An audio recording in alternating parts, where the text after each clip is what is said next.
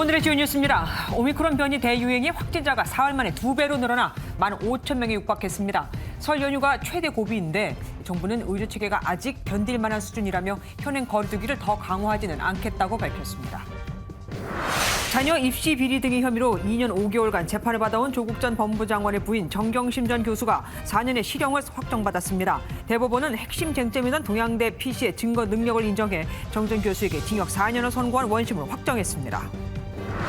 이재명 더불어민주당 대선 후보가 광주를 찾아 붕괴 사고 피해 가족을 위로하고 중대재해가 반복되면 건설 면허를 취소해야 한다고 주장했습니다. 윤석열 국민의힘 후보는 제왕적 대통령제 폐지를 약속하며 청와대 집무실을 광화문 서울청사로 옮기고 청와대는 시민에게 개방하겠다고 밝혔습니다.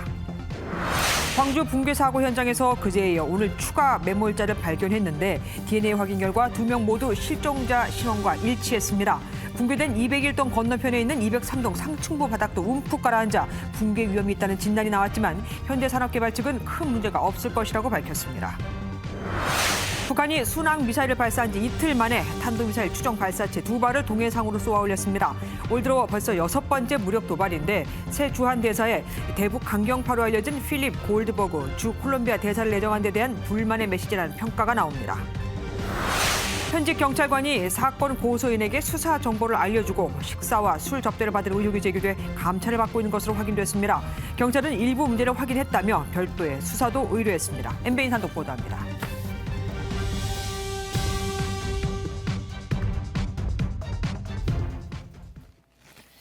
오미크론 변이 대유행으로 하루 신규 확진자가 15,000명에 육박했습니다. 사흘 만에 2배가 된 겁니다. 설 연휴가 고비, 그 뒤엔 아이들 개학도 있죠. 정부는 의료 체계가 아직 견딜 만한 수준이라며 현행 거리두기를 더 강화하지는 않겠다고 했는데 하지만 위중증 환자는 보통 2, 3주 뒤에 나타나는 만큼 안심할 수만은 없습니다. 먼저 이기준 기자가 보도합니다.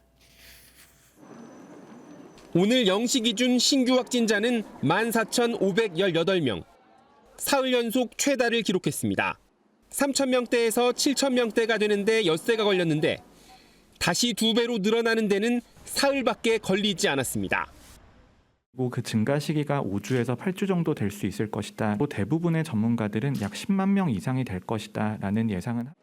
설 연휴 이동량 증가로 확산이 가속화할 가능성이 크지만 정부는 확진자 수를 근거로 현행 거리두기를 강화하지는 않겠다고 밝혔습니다. 중증 환자는 사흘째 300명대로 1,000명을 넘었던 델타 변이 유행 때의 3분의 1 수준, 의료 체계에 여력이 있다는 판단입니다. 오미크론 변이는 중증도가 델타보다는 낮고 40대 이하에서 주로 발생하고 있어 중증 치료 역량은 현재 유지하고 있습니다. 하지만 위중증 환자 규모는 확진자 수에 따라 2, 3주의 시차가 나타나는 만큼 안심하긴 이릅니다. 방역당국은 3차 접종과 마스크 착용, 대면 접촉 자제, 의심 증상 시 신속한 검사 등 행동 수칙을 강조했습니다. 설 연휴 고향 방문 자제도 다시 한번 요청했습니다. 3월 신학기 학교 방역 지침은 다음 달 초 발표되는데 일단 설 연휴 전후 개학하는 초중고는 단축, 원격 수업 등이 적극 활용됩니다. 2월 방학 중에도 등교가 이루어지는 기숙 학교에 대해서는 자가 진단 키트를 이용한 신속 항원 검사를 실시하고 방역 당국은 지난 10일 허가된 노바백스 백신은 다음 달 중 미접종자들에게 예약을 받아 접종을 진행하기로 했습니다. MBN 뉴스 이기종입니다. 그런데 이 와중에 경북 안동에서 10대 청소년들이 일명 헌팅 포차 등에서 술을 마시고 춤판을 벌이다가 오미크론에 집단 감염됐습니다. 2차 접종을 한 48명과 3차 접종까지 모두 다 마친 25명 등 73명으로 전원 백신 패스도 다 인증을 받은 상태. 그래서 백신 무용론까지 제기되고 있습니다. 심우영 기자가 보도합니다. 다닥다닥 붙은 테이블마다 10대 청소년들이 어울려 술을 마십니다. 일부 여성들은 흥에 못 이긴 듯 테이블 위로 올라가 춤을 춥니다. 마스크도 착용하지 않았습니다. 한쪽에선 얼굴을 맞댄 채 스킨십도 서슴지 않습니다. 영상 속 헌팅 포차에 있던 50여 명 전부 오미크론 변이에 확진됐습니다. 이들의 가족과 친구까지 최근 닷새간 74명이 감염됐습니다. 분홍이고 이런 거 워낙 좋아하니까 피부뿐만 아니라 다른 데서도 애들 그랬던 것 같아요. 담배 피고 오바이트 하고 확진자들은 대부분 수능을 마친 고3 학생들로 백신 2, 3차 접종을 완료했는데요. 백신 패스를 과신하다 집단 감염됐습니다. 확인 결과 감염자 중 2차 접종은 48명, 3차 접종자는 25명으로 모두 73명이었습니다. 감염자 중 1명만 미접종이고 나머지는 모두 2차 이상 접종을 한 사람들이라 백신을 맞았다 하더라도 오미크론 예방을 확신할 수 없다는 점을 보여준 사례로 거론됩니다. 직장과 학교, 유치원, 어린이집 등 지역 곳곳으로 급속하게 전파되고 있습니다. 시설마다 담당 공무원을 지정하고 영업이 끝날 때까지 현장 점검을. 방역 당국은 오미크론 변이가 국내 우세종이 된 뒤 급속히 번지고 있어 접종자들도 마스크 쓰기와 거리 두기 등 방역 수칙 준수를 당부했습니다. MBN 뉴스 심호영입니다. 다음 달 3일부터는 광주 등 4개 지역 외에 전국에 있는 천여 개 동네 병의원에서 코로나19 검사와 치료, 또 진단이 이루어집니다. 불과 일주일도 남지 않았는데 방역당국은 오늘에서야 의료기관에 대략적인 가이드라인을 내려보냈습니다. 병원들 준비하느라 부랴부랴 혼란스럽습니다. 이상은 기자가 다녀왔습니다. 서울 한 이비인후과 호흡기 클리닉입니다. 음압시설에 글러브를 비롯한 검사 장비가 갖춰졌습니다. 일반 진료 공간과 분리되는 검사실인데요. 2월 3일부터는 전국의 호흡기 전담 클리닉과 지정 병원에서 신속 항원 검사를 시행합니다. 검사로 와서 오히려 감염을 당한다거나 감염을 전파하면 안 되니까 제일 중요한 거는 음압시설이라든지 이런 걸 해서 당연히 환자분들도 시간 간격을 좀 둬가지고.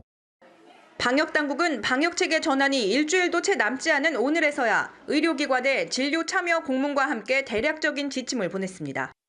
코로나 의심 환자는 진료 전 예약을 받고 일반 환자와 진료 시공간을 분리하고 검사는 환기와 소독이 가능한 진료실에서 검체 채취된 KF94 이상 마스크 등 개인보호구 4종을 착용하라고 권고했습니다. 또 PCR 검사에서 양성이 확인된 경우 건강보험 심사평가원 시스템에 환자 정보를 입력하고 먹는 치료제를 처방하도록 했습니다. 정부가 지정한 전담 호흡기 클리닉은 전국적으로 430여 개지만 의사협회는 1000여 개 병의원이 코로나 진료에 참여할 거라고 밝혔습니다. 이에 따라 재택치료자 관리도 다소 숨통이 트일 전망입니다. 확진자 급증으로 재택치료자가 4만 명을 넘었지만 현재 전담 의료센터만으로는 일손이 턱없이 부족하기 때문입니다. 서울시도 재택치료자를 최대 5만 명까지 관리할 수 있도록 의원급 관리 의료기관을 750곳 이상 추가 확보하겠다고 밝혔습니다.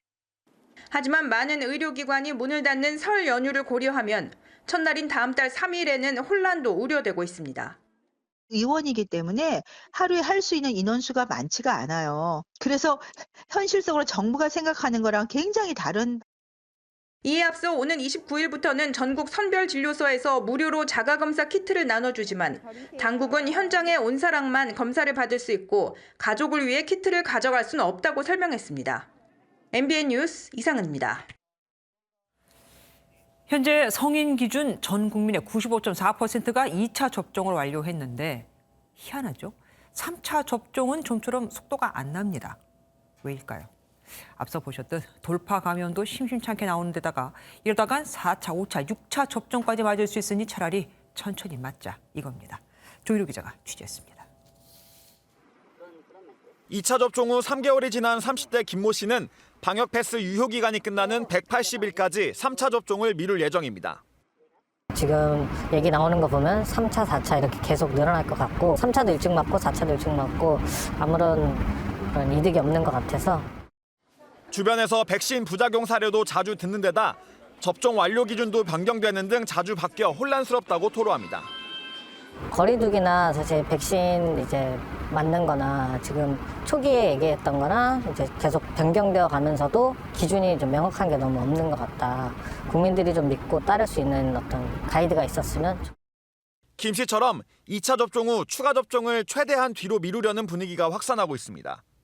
특히 20대와 30대는 2차 접종 완료율이 각각 97%와 93%로 높지만 3차 접종률은 대상자 10명 중 3명에 그치고 있습니다. 전체 연령대로 봐도 대상자의 절반 정도만 3차 접종을 마친 상태라 속도가 더디다는 분석입니다. 여러 번 변하면서 신뢰성을 잃어버리는 상황들이 있을 수도 있어요. 3차 접종률이 높아지면 높아질수록 우리 오미크론의 예방 효과가 발휘를 할 수가 있기 때문에 당국은 국내 조사 결과 3차 접종으로 오미크론 변이에 대한 중화항체가 최대 113.2배까지 증가했다며 3차 접종을 재차 강조했습니다. 영국이 조사한 결과에서도 3차 접종은 오미크론 변이에 대한 입원 예방 효과가 4 내지 6개월까지도 80에서 85% 유지된다라고 보고하고 있습니다. 오미크론이 매섭게 확산하는 상황에서 시민들의 불안과 불신을 없애고 추가 접종의 속도를 내는 게 무엇보다 중요한 과제로 떠올랐습니다. MBN 뉴스 조희로입니다.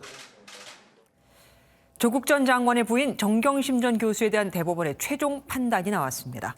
핵심 쟁점이던 동양대 PC의 증거 능력이 그대로 인정되면서 원심과 마찬가지로 징역 4년의 실형이 확정됐습니다. 그럼 조국 전 장관의 재판이나 딸의 의사 자격 등은 어떻게 되는 건지 서영수 기자의 리포트 보시고 뉴스 추적에서 알아보겠습니다. 대법원이 정경심 전 동양대 교수에게 징역 4년과 벌금 5천만 원을 선고한 원심 판결을 확정했습니다.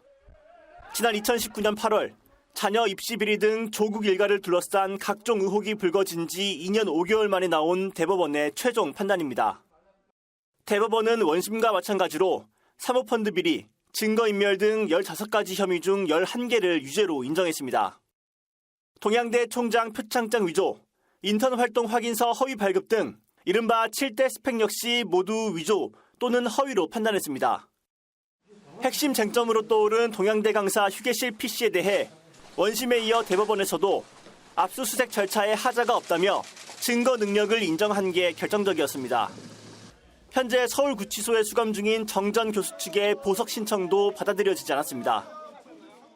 다만 좀 안타깝다.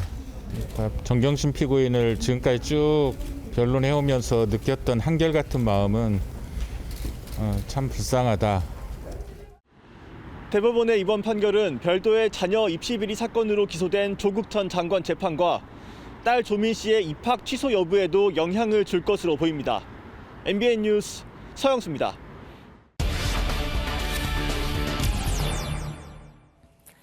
정경심 전 동양대 교수의 입시 비리 혐의에 대한 대법원의 판단 배경과 앞으로의 전망, 이혁근 기자와 함께 따져보겠습니다. 이 기자, 오늘 판결의 가장 큰 관심사는 아무래도 그 동양대 PC의 증거 능력을 인정하느냐 마느냐였는데 대법원이 그걸 채택했습니다. 네, 그렇습니다. 동양대 PC에는 정경심 전 교수의 딸 조민 씨의 위조된 동양대 총장 표창장과 허위 경력이 기재된 서울대 인턴 확인서 등이 있었는데요.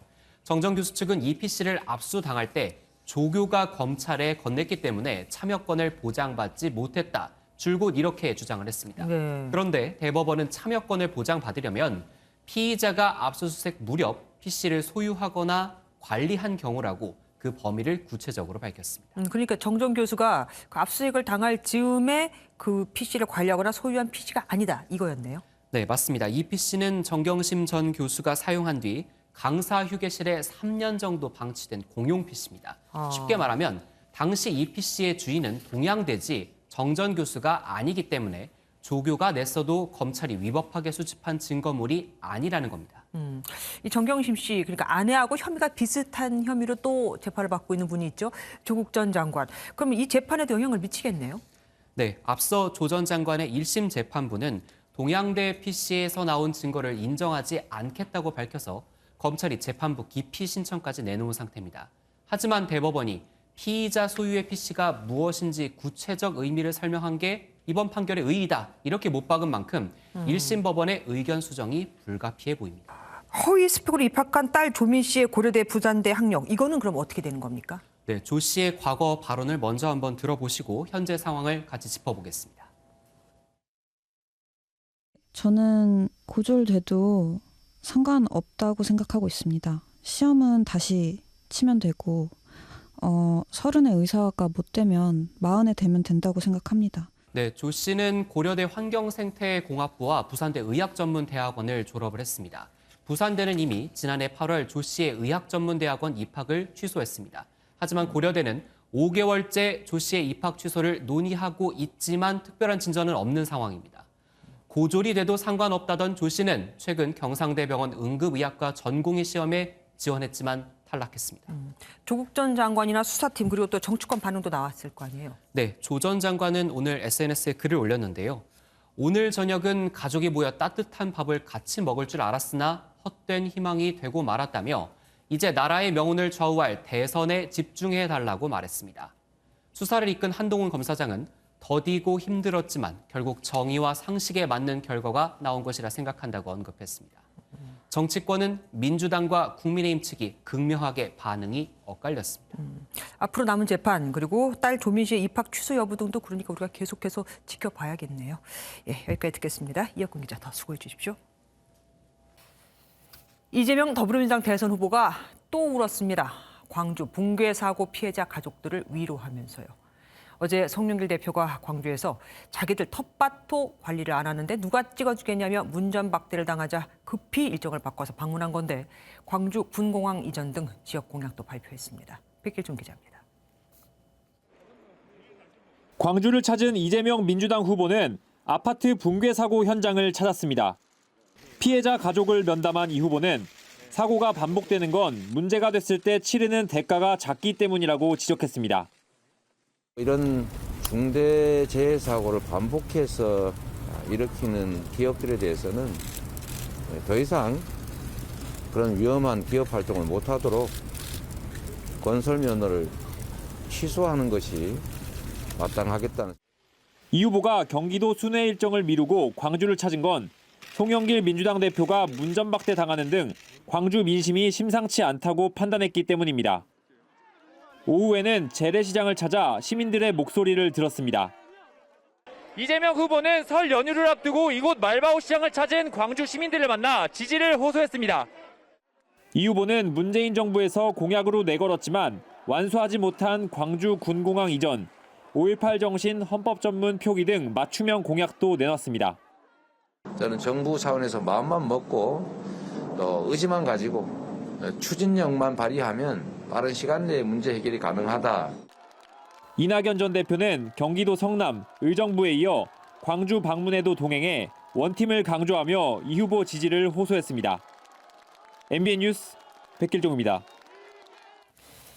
윤석열 국민의힘 대선 후보는 집권 시 집무실을 광화문 정부 서울청사로 옮기고 청와대는 국민들에게 개방을 하겠다고 밝혔습니다.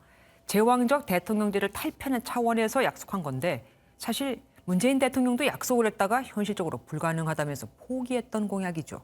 박정 기자가 보도합니다. 윤석열 국민의힘 대선 후보가 대통령 집무실을 광화문 정부 서울청사로 옮기고 청와대는 시민에게 개방하는 내용의 정치 공약을 발표했습니다. 제왕적 대통령의 잔재를 철저히 청산해야 합니다. 새로운 대통령실은 광화문 정부 서울청사에 구축될 것입니다. 기존의 청와대 부지는 국민께 돌려드릴 것입니다. 청와대 대신 대통령실이란 표현을 사용한 윤 후보는 대한민국 최고의 공무원과 민간의 인재가 함께 참여하는 분야별 민관합동위원회가 그 중심 역할을 맡게 될 것이라고 강조했습니다. 앞서 문재인 대통령의 광화문 이전 약속도 철회됐었다는 지적에 대해선 청와대 운영 방식을 바꾸는 게 우선이고 공간 문제는 부차적이라고 설명했습니다. 윤 후보는 또 주식 양도세를 폐지하겠다고 공약했습니다. 지난해 정부가 내년부터 주식을 팔아 5천만 원 이상의 양도 차익을 얻으면 양도세를 매기겠다고 발표한 것을 뒤집겠다는 겁니다. 양도소득세라고 해서 걷는 금액이 실제로 그렇게 많지는 않습니다. 주식 시장 자체가 자금이 많이 몰리고 활성화되어야만 일반 투자자도 수익을 올릴 수 있는 것입니다. 다만 양도세를 없애는 만큼 증권거래세는 현행 세율을 유지하겠다고 단서를 달았습니다. MBN 뉴스 박지한입니다.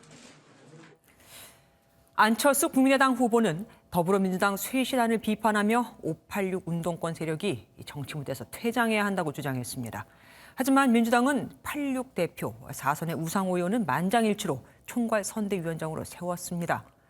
심상정 정의당 후보는 여성 경찰관 등을 만나 그 자리에서 여경 무용론을 비판했습니다. 신재호 기자입니다. 안철수 국민의당 대선 후보는 재보궐 3곳 무공천을 약속한 송영길 민주당 대표의 쇄신안에 대해 국민 눈높이에 맞지 않다고 지적했습니다.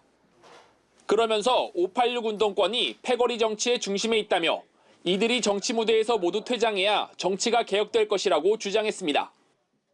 586 운동권 세력이 퇴장하지 않고 대한민국 정치의 한복판을 차지하고 있는 한 우리 정치의 미래도 대한민국의 미래도 없을 겁니다. 이후 과학기술정책토론회에 참석해 5개 초격차 기술을 확보하기 위해 2조 원 규모의 펀드를 조성하겠다는 공약을 밝혔습니다. 안 후보의 부인인 김미경 씨도 광주에서 코로나 의료 자원봉사에 나서는 등 본격적인 가족 지원 사격에 들어갔습니다. 심상정 정의당 후보는 경찰 젠더 연구회 소속 경찰관들을 만나 일각에서 나오는 여경 무용론에 대해 강하게 비판했습니다. 우리 사회 일각에서 주장하고 있는 여경 무용론 같은 게 저는 그 대표적인 편견이라고 생각합니다. 이후 서울 연남파출소 소속 여성 경찰관과 함께 직접 순찰에 나서며 현장의 애로사항도 함께 청취했습니다. MBN 뉴스 신재우입니다. 이재명, 윤석열 두 후보가 오는 31일 양자 토론을 강행하기로 사실상 합의했습니다. 법원이 금지한 방송사 초청 방식이 아니면 된다 이건데 안철수, 심상정 후보 측은 반발했습니다. 간신히 막아놨더니 또 하냐 이거죠. 우종환 기자입니다. 더불어민주당과 국민의힘이 이재명, 윤석열 후보 양자 토론을 그대로 진행하는 데 공감대를 이뤘습니다. 앞서 국민의힘은 법원이 금지한 건 지상파 방송사 초청 형식일 뿐 양당이 직접 주관하는 토론은 문제가 없으니 양자 토론을 오는 31일 국회나 제3의 장소에서 하자고 요구했습니다. 양당이 합의한 사항을 하자 이런 취지고요. 그리고 토론의 형태가 저는 합의된 거를 우리가 사법부 판결에 반하지 않게끔 하자는 제안을 한 것이고. 성일종 국민의힘 토론협상단장은 MBN과 통화에서 내일부터 양당 간 실무협상을 시작해 양자 토론을 마친 뒤 사자 토론 협상을 시작하면 된다고 말했습니다. 반면 민주당은 양자 토론은 수용하되 사자 토론도 반드시 병행해야 한다는 조건을 붙였습니다. 성자 단계에 있는 사자 토론에도 적극적으로 참여해 주시고 양자 토론이 필요하다면 그것은 또 저희가 병행해서 진행할 수 있도록 하겠다. 민주당은 내일로 예정된 사자 토론 실무 협상에도 참석하겠다는 뜻을 비췄지만 국민의힘은 불참하기로 해 온도차를 보였습니다. 양당이 양자 토론에 사실상 합의하면서 국민의당과 정의당은 반발했습니다. 저와 토론하는 게 무섭나 봅니다. 법원의 결정이 있었는데도 그걸 무시한다는 거는 정말 민주주의에서 리더로서의 자격이 있는지 의심스럽습니다. 심상정 정의당 후보는 양자 토론 꼼수로 도망가지 말고 사자 토론에 나오라고 압박했습니다. 마침 지지 후보를 정하지 않은 유권자의 절반 이상이 TV 토론을 보고 결정하겠다는 여론조사도 나오면서 토론 방식을 둘러싼 공방이 가열될 전망입니다. MBN 뉴스 우종환입니다. 대선을 40일 앞두고 국회 윤리특위가 무소속 윤미향 이상직 의원과 국민의힘 박덕흠 성일종 의원 징계안을 상정해 심의하기로 했습니다. 징계를 서둘러 달라는 여당 재촉에 국민의힘은 감감무소식이다가 일방적이라고 쏘아붙였습니다. 자기들이 표 때문에 급해지니까 갑자기 저런다 이거죠. 김문영 기자가 보도합니다. 국회 윤리특위 회의는 더불어민주당이 하루 전 회의를 일방 통보해 국민의힘의 단체 불참을 유도했다는 국민의힘의 항의로 시작됐습니다. 얼마 전 송영길 당대표가 흔히 말하는 정치 쇄신이라는 미명하에 보여주기식 징계 처리 여부에 관해서 여당 의원들이 그 하명에 따라서 군사 작전하듯이 움직인 거다. 민주당은 의원 회동이 비교적 쉬운 날로 잡았다고 해명하며 문제가 된 의원들의 제명이 2월에는 조속히 처리되도록 논의하자고 촉구했습니다. 저희들은 이것이 빨리 처리돼야 된다고 생각을 하고요. 아무튼 최대한 밤 본회의 때까지는 서둘러서 좀 처리를 할 목표를 가지고. 윤리특위는 무소속 윤미향, 이상직 의원과 국민의힘 박덕흠, 성일종 의원의 징계안을 상정하고 제명을 논의하는 데는 뜻을 모았습니다. 다만 상정된 4명 중 성일종 의원의 경우 단순 착오라 징계할 사안이 아니라는 윤리특위 자문위의 판단 또한 존중하기로 합의했습니다. 국민의힘은 민주당이 진정성을 보이려면 국민의힘 전원이 지난해 10월 회부한 윤미향 제명 촉구 결의안을 처리해야 했다고 비판한 가운데 윤 의원의 남편이 힘내자며 사실상 거부 의사를 보이고 관련 시민단체도 희생양으로 삼지 말라며 반대를 해 일부 진통이 예상됩니다. 의원 제명은 윤리특위 과반의 동의, 본회의에서는 재적 의원 수 3분의 2 이상의 찬성이 필요해 국민의힘 협조도 불가피한 만큼 43년 만에 의원직 제명이 현실화될지는 미지수입니다. MBN 뉴스 김문영입니다.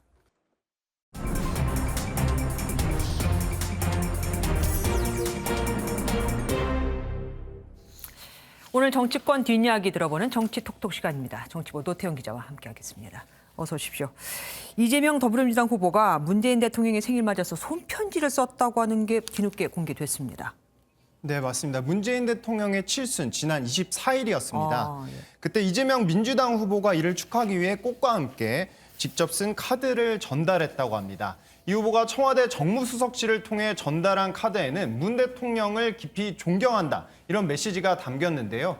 앞서 문재인 정부와의 차별화에 강한 드라이브를 걸었던 이 후보가 여권 지지층의 결속을 강화하기 위해서 취한 제스처로 풀이됩니다.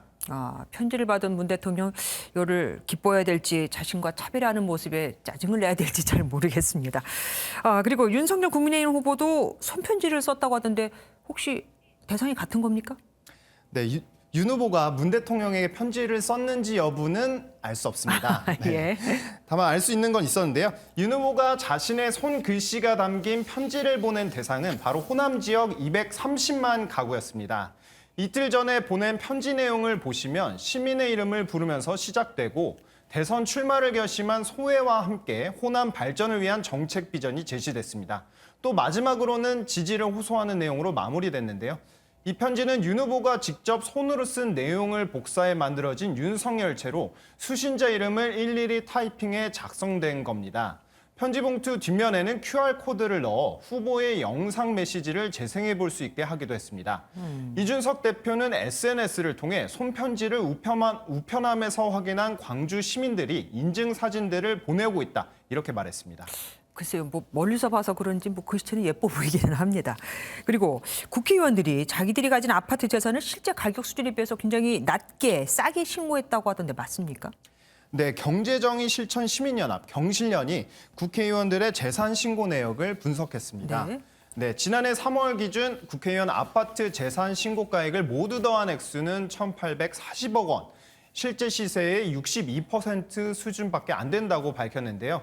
경실련은 박덕흠 의원이 가장 많이 축소 신고했다고 발표했는데 아파트 세 채를 81억 원으로 신고했지만 시세는 132억 원으로 조사됐고 51억 원 정도 차이가 있었다 이렇게 밝혔습니다. 그 다음으로는 박병석 국회의장이 20억 원 정도를 축소 신고했다고 설명했습니다.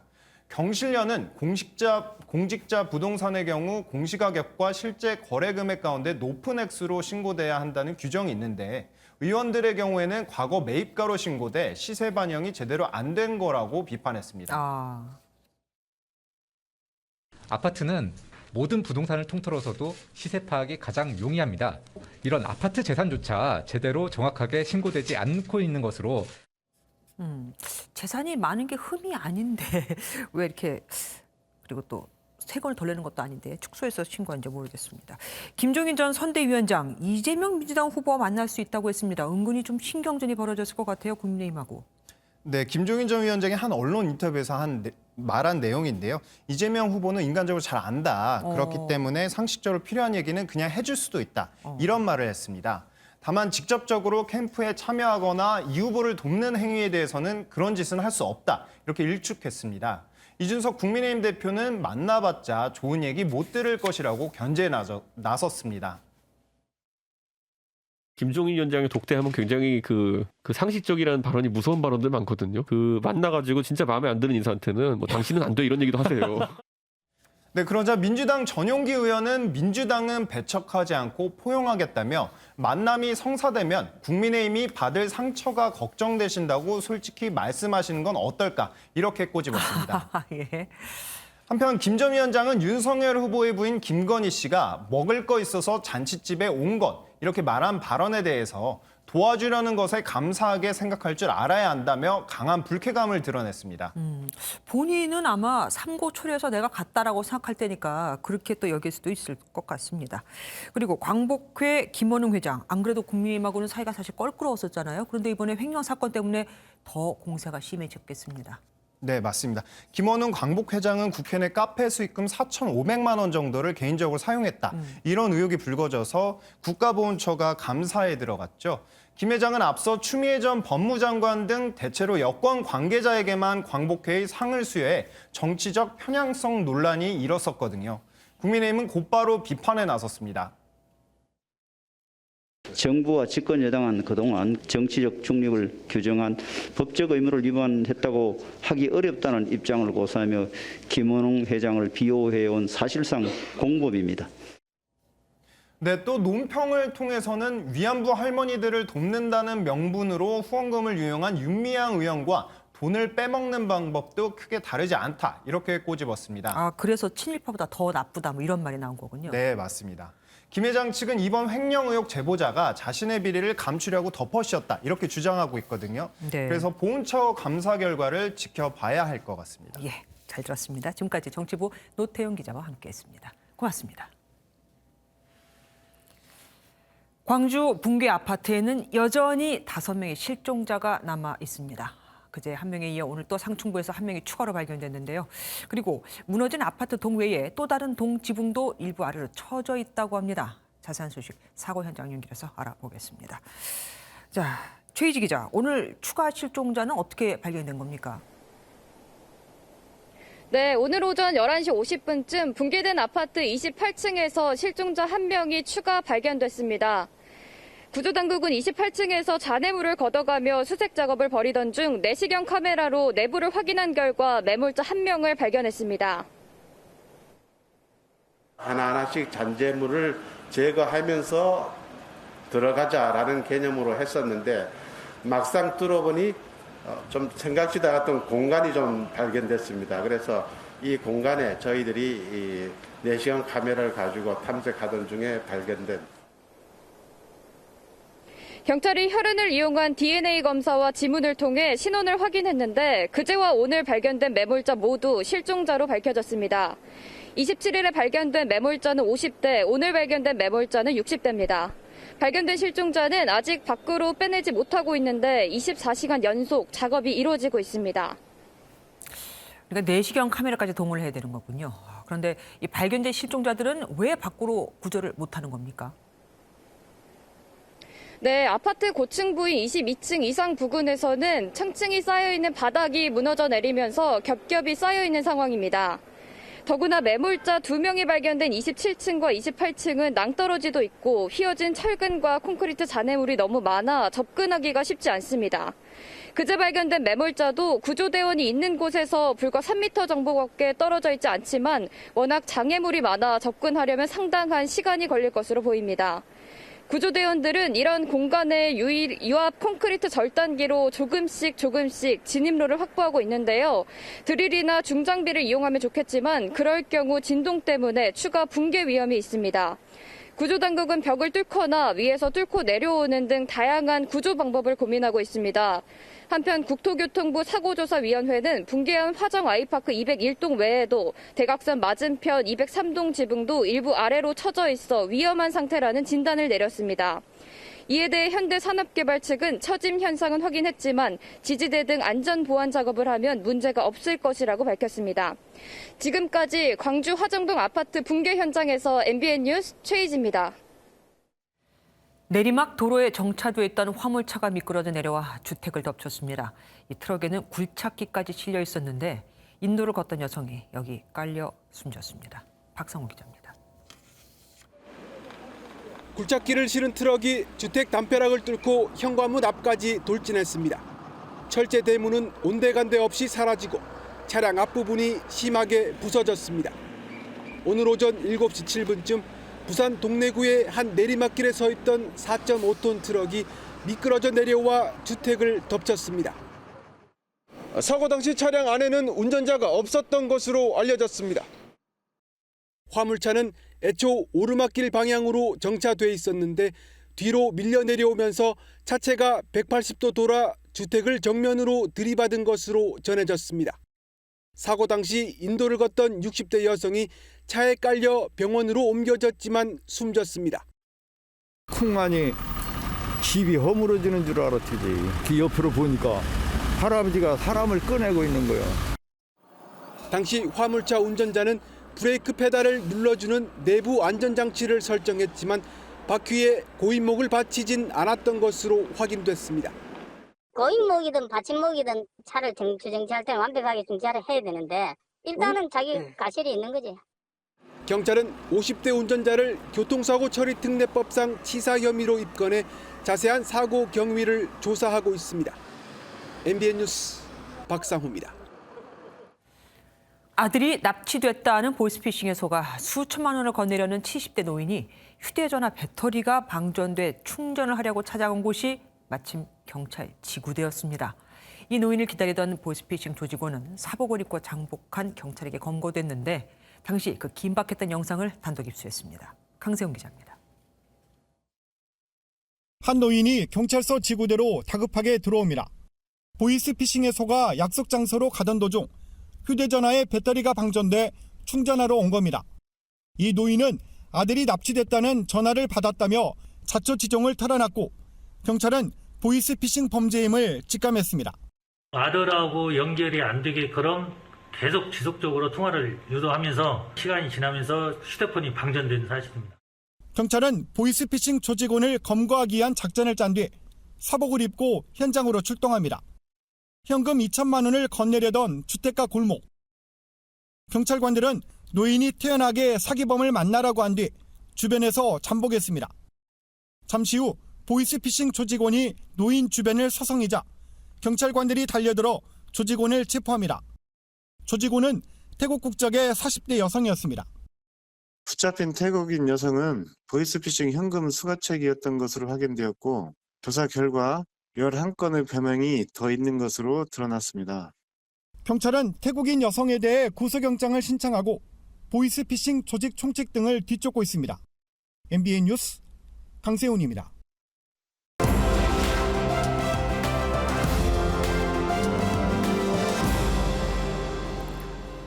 키워드를 살펴보는 오늘의 화제, 빅뉴스 시간입니다. 장명훈 기자와 함께합니다. 어서 오십시오. 첫 번째 보겠습니다. 목숨 건 무단횡단. 누가 그랬습니까? 네, 준비된 영상을 같이 보시죠. 대구 동산동 도심을 주행 중이던 차량의 블랙박스 영상인데요. 왕복 8차선 도로를 지나고 있는데 중앙분리대 쪽을 좀 보시겠습니까? 네, 분리대 바로 밑에 뭔가 움직이죠. 세상에. 네, 후방 블랙박스 영상을 보시면요. 다름 아닌 사람입니다. 네, 차들이 쌩쌩 다니는 8차선 도로를 무단횡단한 겁니다. 아니 무단횡단 하지 말라고 중앙분리대까지 설치해 놓은 거 아니겠습니까? 근데 네. 거기를 넘는 것도 아니고 밑으로 기어가면 아니 운전하는 사람은 잘 안 보이잖아요. 네, 맞습니다. 중앙분리대가 있는데 거길 기어서 무단횡단할 거라고 생각하기 쉽지 않죠. 다행스럽게 마주오는 차량이 경적을 울려줘서 운전자가 속도를 줄였다고 하는데요. 정말 큰일 난 상황이었습니다. 5분 빨리 가려다가 50년 빨리 간다는 게 이게 꼭 운전하는 사람에게만 해당되는 게 아닙니다. 네. 이거 무단횡단하는 사람에게도 해당됩니다. 자, 다음 보겠습니다. 맨홀 얘기면 이것도 뭐 아래쪽 얘기입니까? 네, 도로 얘기입니다. 중국 수촨성의 한 대형 쇼핑몰 광장에서 촬영된 영상인데요. 평화롭던 광장에서 벼란간 펑펑 소리와 함께 희뿌연 연기가 피어오르는데요. 어휴, 무슨 폭파입니까? 광장 중앙에 있던 맨홀 뚜껑 5개가 폭발과 함께 날아갔다고 합니다. 테러는 아닐 것 같고, 지금 뭡니까?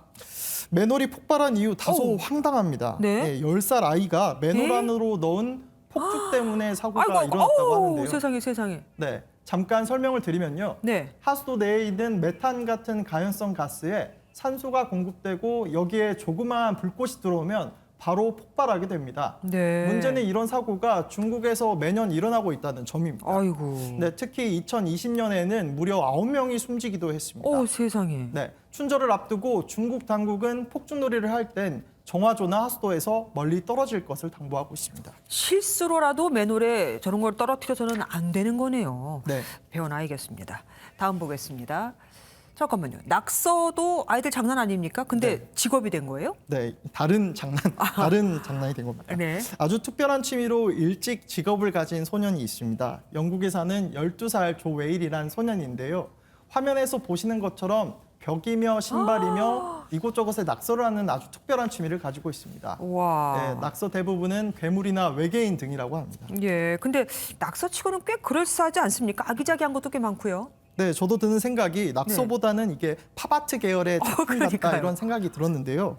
처음에는 낙서를 하다가 학교 선생님들한테 야단을 맞기도 했다고 합니다.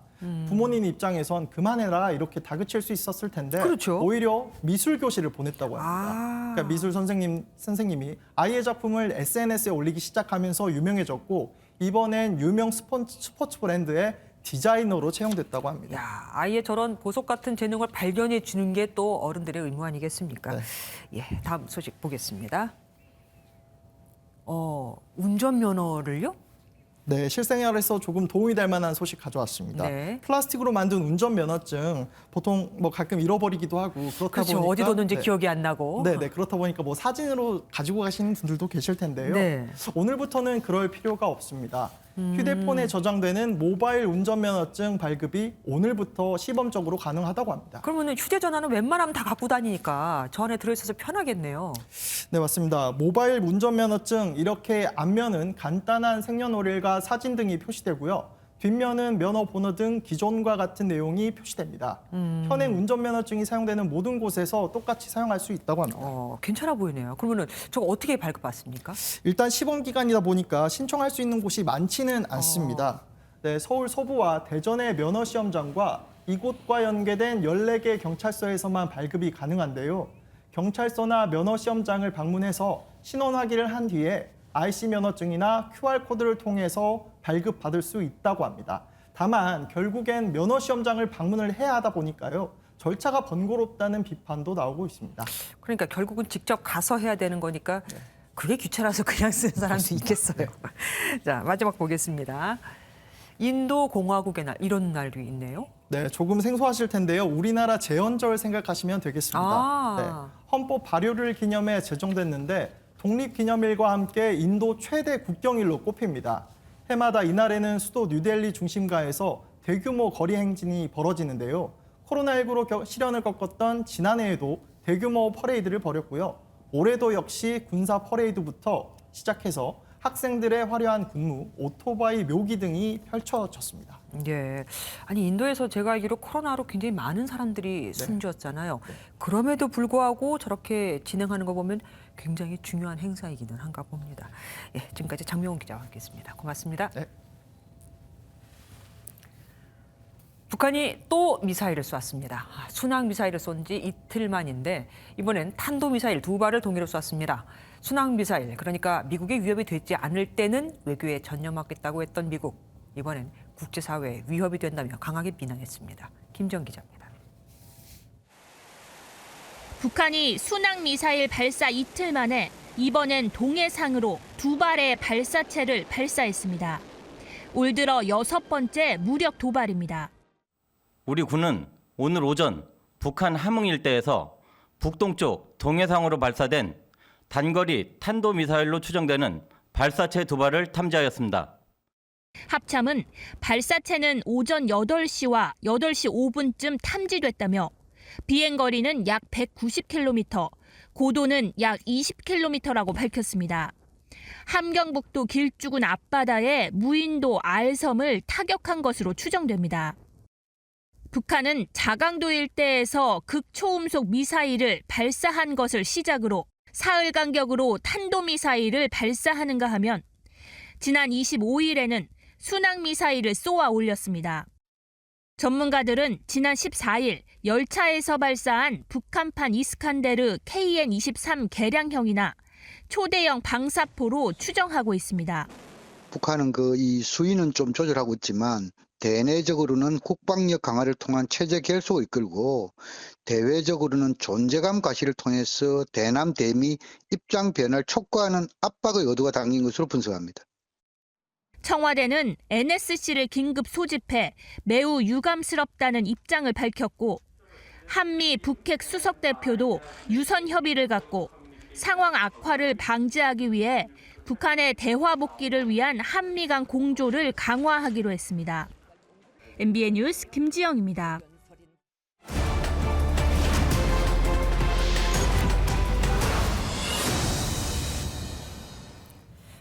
(5년 4개월) 전 정부가 오래된 핵연료봉 처리 계획안을 내놨는데 재검토하라는 지적에 수정에 들어갔고 지난달 이를 최종 발표했습니다. 원전을 가동 중인 전국 5개 지역에 임시로 폐기물을 보관하되 주민들의 동의를 얻겠다는 건데, 그런데 이건 5년 전에 작성된 계획안과 다를 게 거의 없습니다. 그동안 원전 폐기물은 포화 상태, 5년을 그냥 흘려보낸 거죠. 탐사임 조동욱 기자가 취재했습니다. 정부가 지난달 말 확정한 제2차 고준위 방사성 폐기물 관리 기본계획과 2016년 작성한 1차 계획안입니다. 쓰고 난 핵연료봉 중 정상보다 방사능 수치가 높은 고준위 폐기물을 처리하는 계획안으로 2차 수정안이 나오기까지 5년 4개월이 걸렸습니다. 두 방안이 얼마나 다른지 자세히 비교해 봤습니다. 독립행정위원회를 신설할 것과 부지 선정 기간을 12년에서 1년 늘린 것 이외에 핵심적인 내용은 거의 동일합니다. 1차랑 큰 차이점은 없습니다. 실제로 지연되고 미뤄진 거죠. 재검토해서 새로운 게 없잖아요, 별로. 새로운 게 안 나와서 5년을 그냥 좀 낭비한 게 아닌가. 문재인 정부 출범 초기 청와대는 탈원전을 국정과제로 삼으며 공약대로 핵폐기물 관리 방안을 전면 재검토하기로 결정했습니다. 이에 따라 정부는 지난 2018년 5월 재검토 준비단을 2019년 5월에는 재검토위원회를 출범시키며 해법을 찾는 듯 했지만 논의는 결국 제자리 걸음이었습니다. 그 사이 쓰고 남은 핵연료들은 계속 쌓여가고 있습니다. 한올과 고리 원전의 저장 포화도는 80%를 넘었고 월성 중수로는 98.8%로 이미 포화 상태입니다. 다른 원전들 역시 10년 정도 뒤 포화가 예상되는데 지난 2005년 경주 중저준위 방패장 건설 당시를 고려하면 주민 동의와 법률 통과까지 시간이 많지 않다는 분석입니다. 폐기물 보관소가 들어설 지역 주민과 지자체장들은 원전에다 핵폐기물의 추가 위험까지 떠안게 됐다며 강하게 반발하고 있기 때문입니다. 이 기본계획을 마련하는 과정에 전혀 의견 수렴이 없었다는 것입니다. 시민의 수용성이 확보되지 않는 계획은 실행의 담보력을 보장할 수가 없습니다. 더욱이 임시 저장한 폐기물을 영구 폐기장으로 옮겨야 하지만 지금의 속도라면 영구 폐기장 건설은 계획에 불과한 실정입니다. 중요한 건 영구 처분을 언제까지 하겠다가 없잖아요. 기본계획 자체가 뭔가 자꾸 미루는 듯한 느낌을 주면 우리가 가져가는 게 받아들이기 어렵잖아요. 지금도 전국 24곳의 원전에선 핵폐기물들이 쌓여가고 있습니다. 별다른 변화 없이 시간만 끌었다는 비판 속에 지금이라도 근본적인 처리 방안을 마련해야 한다는 지적이 나오고 있습니다. 탐사 M이었습니다. 서울 강남경찰서에 근무 중인 현직 경찰관이 수사 정보를 유출하고 식사와 술 접대를 받았다는 의혹이 제기됐습니다. 이 경찰에 대해서는 진정서도 접수가 됐습니다. 김종민 기자가 단독 보도합니다. 이달 중순 서울경찰청은 강남경찰서에 근무 중인 경찰관의 비리 첩보를 입수했습니다. 첩보 내용은 강남서 소속 경찰관 A씨가 강남서에 고소 사건을 접수한 고소인 B 변호사에게 수사 정보를 유출했다는 것. A씨는 B 변호사로부터 수차례 식사와 술 접대를 받고 가상화폐 투자 정보도 요구했다는 의혹을 받고 있습니다. 경찰은 지난 18일 A씨를 대기 발령 조치하고 즉각 감찰에 착수했습니다. 또 지난 13일에는 A씨의 수사 정보 유출을 감찰해달라는 진정서도 서울경찰청에 접수됐습니다. MBN이 입수한 진정서에는 A씨 외에도 강남서 소속 경찰관 2명이 더 수사 정보 유출에 가담했다는 내용이 담겼습니다. 뿐만 아니라 경찰로부터 수사 결과 보고서를 전달받은 B 변호사가 직접 보고서를 작성해 다시 경찰에 건넸다는 내용도 포함됐습니다. 인사 조치나 감찰 대상이 더 확대될 가능성도 남아 있습니다. A씨는 의혹의 진위 여부와 감찰 상황을 묻는 MBN 취재진의 전화와 문자 메시지에 답하지 않았습니다. 의혹을 확인 중인 경찰은 A씨에게 일부 문제가 될 소지가 있었다고 밝혔습니다. 또 내부 수사부서에 별도의 수사도 의뢰했습니다. MBN 뉴스 김종민입니다.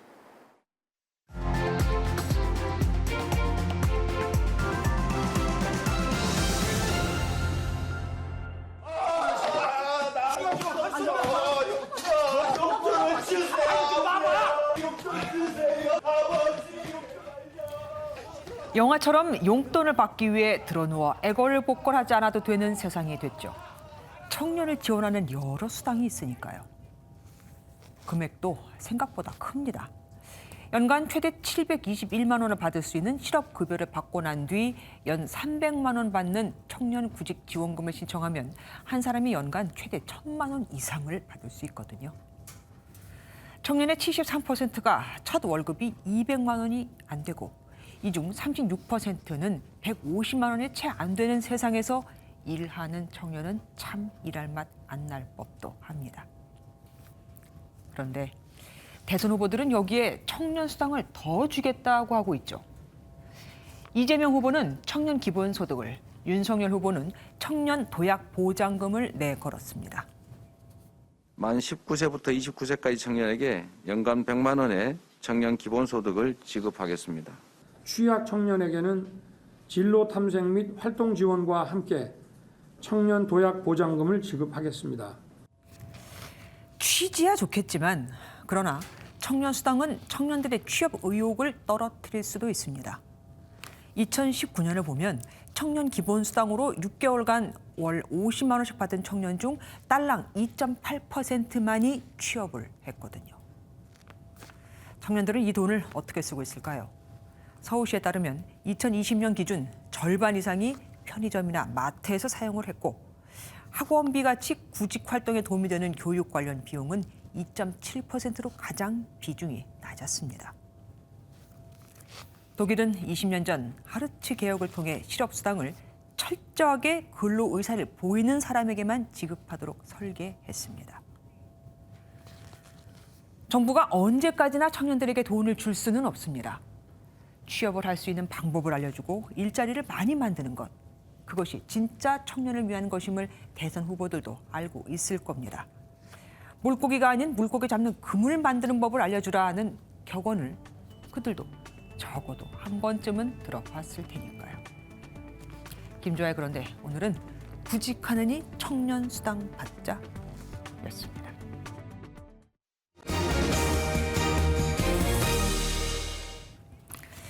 미국의 양적 완화 정책이 긴축으로 돌아설 때, 그러니까 돈을 끌어들일 때 금융시장이 겪는 충격을 긴축 발작이라고 하는데 미국이 3월 금리 인상을 예고하자 오늘 우리 주식시장이 그야말로 긴축 발작을 했습니다. 증시가 3% 이상 급락했고 환율은 1,200원대로 올라섰습니다. 김동환 기자가 보도합니다. 올해 첫 연방공개시장위원회를 마친 미국 연준은 일단 금리를 동결했지만 다음 회의가 열리는 3월에 금리 인상을 예고했습니다. The economy no longer needs sustained high levels of monetary policy support. That is why we are phasing out our asset purchases and why we expect it will soon be appropriate to raise the target range for the federal funds rate. 3년여 만에 미국 금리 인상이 공식화되자 우리 주식시장은 차갑게 얼어붙었습니다. 코스피가 94.75포인트나 빠지며 14개월 만에 최저점으로 내려갔고 코스닥은 4% 가까이 급락했습니다. 이번 주 코스피 지수는 하락폭이 220포인트에 달했는데 지난해 전체 상승분의 2배 가까이를 잃었습니다. 공모주 기록을 모두 갈아치웠던 LG 에너지 솔루션의 상장도 오늘 주가 급락에 영향을 줬습니다. 공모가 2배에 가깝게 거래를 시작했지만 외국인들이 1조 5천억 원 물량을 팔았고 기관들이 이를 받아내느라 다른 물량을 매도해 지수 하락을 부추겼다는 설명입니다. 정부는 외국인 투자 자금 이탈이 아직 걱정할 수준은 아니란 입장입니다. 국제금융시장이 근본 FOMC 결과를 소화하며 전반적으로 제한된 변동성을 보임에 따라 향후 국내 금융시장에 미칠 영향도 크지 않을 전망입니다. 하지만 원달러 환율이 1,200원대로 올라섰고 3년 만기 국고채 금리도 4년 만에 최고치를 기록하며 트리플 약세에 빠졌습니다. 우크라이나의 지정학적 위기 고조로 국제 유가가 7년 만에 처음 배럴당 90달러를 돌파해 원자재가 상승에 따른 물가 부담도 더 커졌습니다. MBN 뉴스 김동환입니다. 스포츠 뉴스입니다. 스키 불모지 한국에서 한 번만 출전해도 영광인 올림픽에 꾸준하게 나간 선수들이 있습니다. 알파인 스키 정동현과 크로스컨트리 이채원 선수인데요. 베이징 올림픽에서도 설원의 질주를 꿈꾸고 있습니다. 전광열 기자입니다. 한국 알파인 스키의 간판 정동현이 눈보라를 일으키며 기문 사이를 통과해 슬로프를 내려옵니다. 2010년 밴쿠버와 2018년 평창 대회 때 부상으로 제 기량을 발휘하지 못한 탓에 네 번째 올림픽을 앞둔 각오가 남다릅니다. 그 전에는 많은 부상들로 인해서 제 컨디션을 발휘하지 못했는데 이번에는 정말 이제 컨디션을 잘 관리해서 탑10 진입을 꼭 하도록 노력하겠습니다. 한국 선수 동계올림픽 알파인 스키 최고 성적은 1998년 나가노 대회 허승욱의 21위. 알파인 스키 특성상 경기 당일 설질과 풍속, 컨디션이 성적에 큰 영향을 주는 만큼 준비만 잘한다면 한국 스키의 새 역사를 쓸 수 있습니다. 6번째 올림픽을 준비하는 한국 크로스컨트리의 전설 이채원. 설원의 마라톤에 나가는 만큼 부록의 나이에도 강도 높은 훈련으로 경기력을 끌어올리고 있습니다. 솔직히 꼴찌하지는 말자 이런 심정이거든요. 좀 설레감도 있고 최선을 다해 시합 잘하고 오겠습니다. 크로스컨트리 국가대표 임우규 감독보다 3살 많은 베이징 올림픽 한국 선수단 최고령인 만큼 이채원의 풍부한 경험은 대표팀의 큰 자산입니다. 선전을 다짐한 크로스컨트리 대표팀은 내일 대한민국 올림픽 선수단 중 가장 먼저 중국으로 떠납니다. MBN 뉴스 전광열입니다.